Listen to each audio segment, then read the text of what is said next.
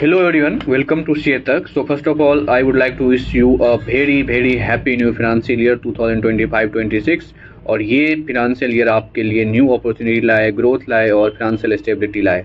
तो आज के इस वीडियो में आपके साथ डिस्कस करूंगा कि क्या क्या चेंजेस आ रही है जो कि 1 अप्रैल 2025 से इफेक्टिव हो जाएगी। तो पहला चेंजेस जो है वो है आपका 115 बीएससी सेक्शन 115 बीएससी में जो बेसिक एग्जाम्पशन लिमिट था उसको बढ़ा के 3 लाख से 4 लाख कर दिया गया है। और उसके साथ रेट्स में भी चेंजेस है। अप टू 4 लाख आप लोग को कोई टैक्स देने की जरूरत नहीं है। लेकिन अब अगर आपका 4 to 8 रहेगा तो 5%, 8 to 12 रहेगा तो 10%, 12 to 16 रहेगा तो 15%, 16 to 20 20% और 20 to 24 रहेगा तो 25% और मोर देन 24 लाख रहेगा तो 30% देना पड़ेगा।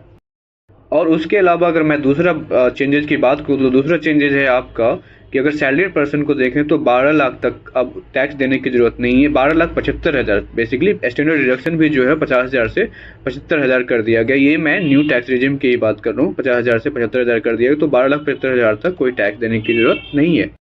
और एक जो नेक्स्ट चेंजेस जो है वो है कि जैसे हम लोग देखे थे कि न्यू इंसर्ट हुआ था कुछ फाइनेंशियल ईयर पहले से कि नॉन फाइलर्स है अगर वो आईटीआर नहीं लगा रहा है कुछ सालों से तो उस केस में हम लोग हायर टीडीएस टीसीएस का रेट से डिडक्ट करते थे।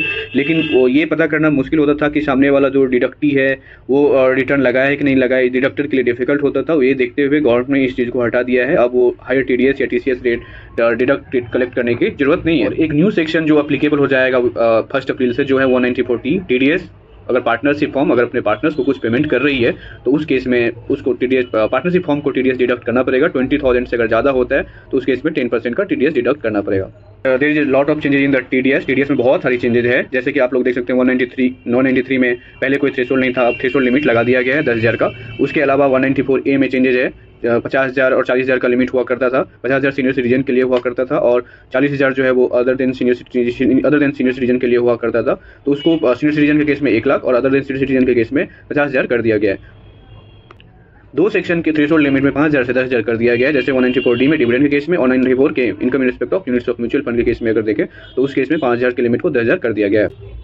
और 2 सेक्शन हम लोग पढ़ते थे 194B और 194B भी। 194 हम लोग पढ़ते थे कि आप लोग winning from horse race, winning from lottery और 194B भी पढ़ते थे हॉर्स रेस वगैरह से जीतते हैं तो उस केस में 10,000 का लिमिट था जो कि पहले पूरा फाइनेंशियल ईयर के मिला था। लेकिन अब ये पर सिंगल ट्रांजेक्शन देखा जाएगा।